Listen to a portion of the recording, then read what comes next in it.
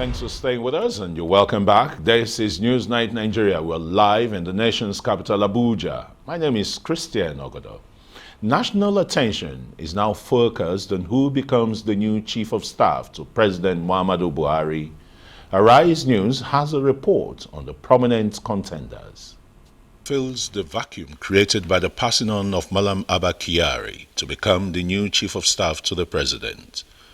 The position has acquired greater significance with the powers assigned to the office by the President. On August 20, 2019, Buhari told his new ministers, "In terms of coordination, kindly ensure that all submissions to my attention or meeting requests be channeled through the Chief of Staff, while all Federal Executive Council matters be coordinated through the Secretary to the Government of the Federation."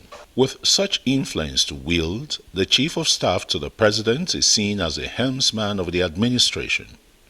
So, what are the options open to the President now? The consensus is that whoever emerges as the new Chief of Staff must have previously worked closely with the President. Sources say the chosen one will also likely come from among current public officers. These are the frontrunners.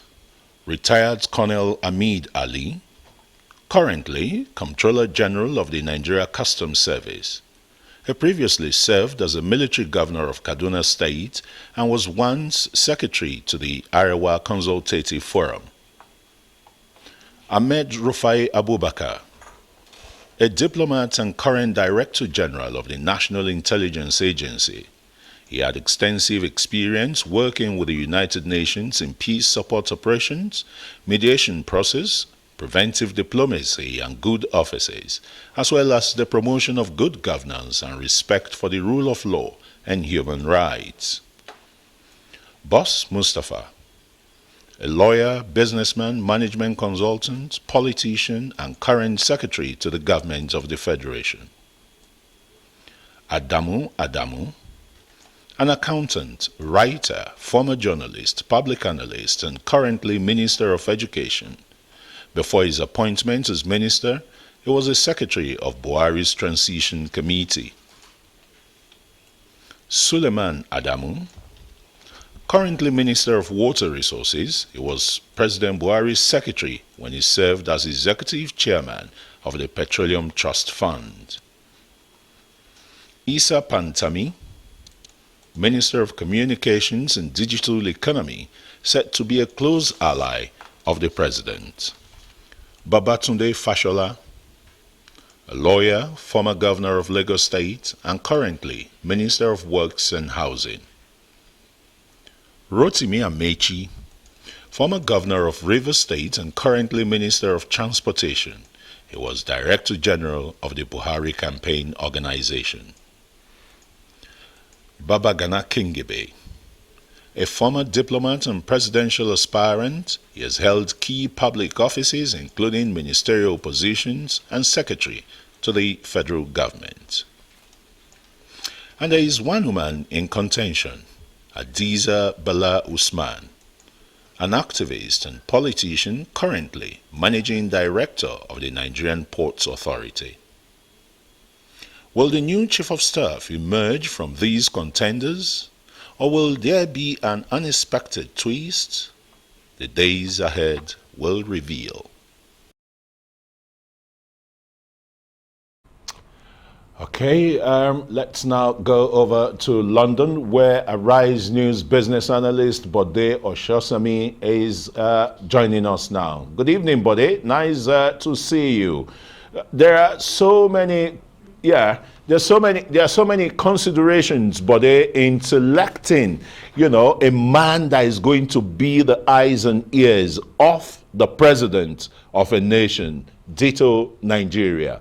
Powerful office, a lot of, work administratively and policy-driven issues to be carried out. How do you assess that office? Well, thank you, Christian. The duties of the Chief of Staff, just like we heard before, may vary from one administration to another, depending many factors, particularly the person that is there. But in all cases, he or she is the person who coordinates all the support for the president to be able to achieve the results that he wants. And the role, like we also heard, includes managing the schedule of the president, which is why this role is often labeled as a gatekeeper. But it's much more than that. Former US President Obama, he was asked about this role, and this is what he said. He said, the office of the president looks effortless and even glamorous, but that is only because somebody does the grunt work, the thankless work, the menial and detailed work, and with a lot of blocking and tackling that makes breakthroughs possible. So you really need somebody with the stamina, the capacity, and thick skin to be able to deliver results in this context. In some cases, it could be part of the career of a senior government or political official to a ministerial or governor or vice president role, especially in the US tradition of that role. But in other traditions, it could be an outsider. And when you consider that he has a lot to do, he selects key Aso Rock staff and supervises them, as well as advising on strategic appointments. And of course, managing the flow of people to the president, protecting the interests of the president. And negotiating skills are very important because he negotiates with legislators, ministers, and other members of the executive and legislative branch, as well as a wide variety of extra-governmental political groups to implement the president's agenda. And he or she also, of course, lets the president know what the president does not want to hear. So he or she is not just a Mr. Fix-It or Mr. and Mrs. Loyal, but a tested, strategic, skilled, and experienced aide with a strong track record for delivering results, high integrity, interpersonal skills in a very complex and dynamic context. So the person must be very carefully chosen with adequate pre-screening so that the first among equals can emerge, and a list is made available to the president, who obviously will make his final choice. Mentioned there, Bode. Let me just come to you, Doctor. In this selection, does it really come down to politics and maybe ethnic considerations? Do you see such happening? Well, it depends on the president. Like I said, it changes from presidents. Some presidents have had very brilliant career persons. Dick Cheney was a chief of staff. Rumsfeld was a chief of staff. We've had some who went became, what we call agency heads. It's not a job for outsiders. So then. Basically, it has to do with the person who is the president. You choose, for example, Obama's first, Emmanuel, people who came from his policy background. So the idea here is that in a Nigerian case where the president is somebody who is a little bit more careful about loyalty, and because of the political strategic consideration of this administration. So politics will come in, ethnic issues may come in terms of balancing, and in terms of the president's convenience. But like Bode said, rightly put, like Obama said, it's a grunt work, but it has some flamboyancy.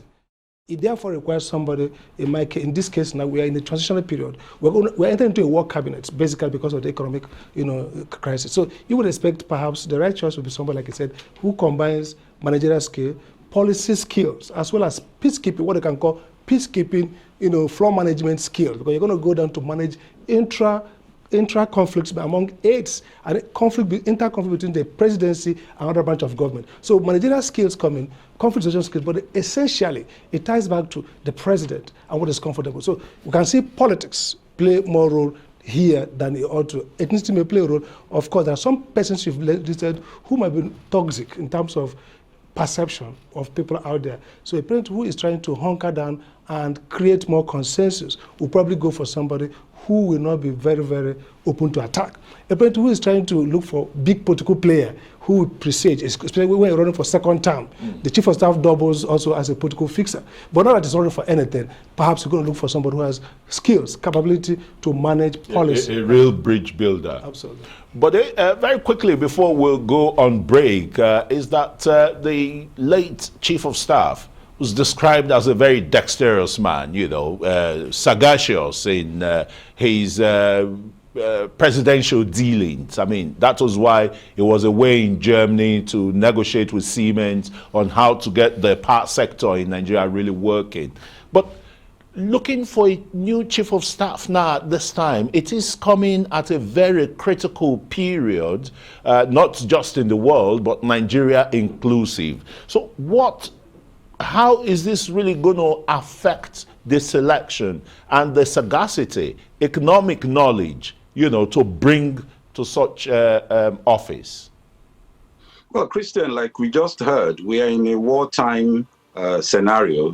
That is putting it mildly. And you saw what happened to oil prices today. It's just the beginning. So you don't want somebody who is still trying to learn the ropes.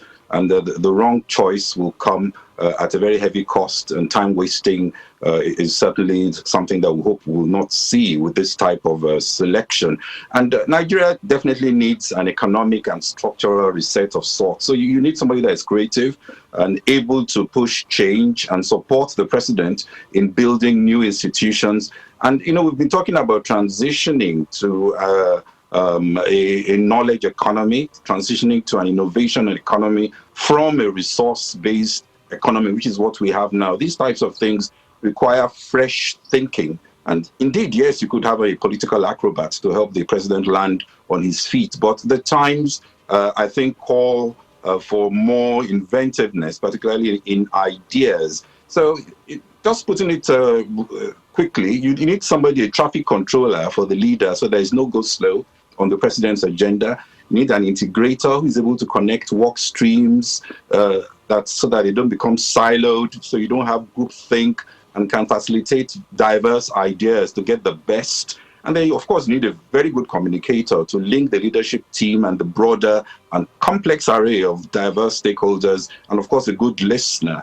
And you need an honest broker and truth teller, because the president needs views without turf considerations, and a confidant without an agenda. And the president needs someone who will help him, particularly with some of these tough issues. So I think I just pray he makes a good choice. And an outsider, I think, could also be useful, particularly for a very short time, maybe a few years, because sometimes when you need to make drastic change, an outsider just may be the right tonic, especially when you're in a context that requires very quick changes and decision making, Bode. All right, Bode, you're going to stay with us? We just want to take some messages, and when we come, we'll look at some of the lists, being propped up as a possible candidate to becoming the chief of staff to the president.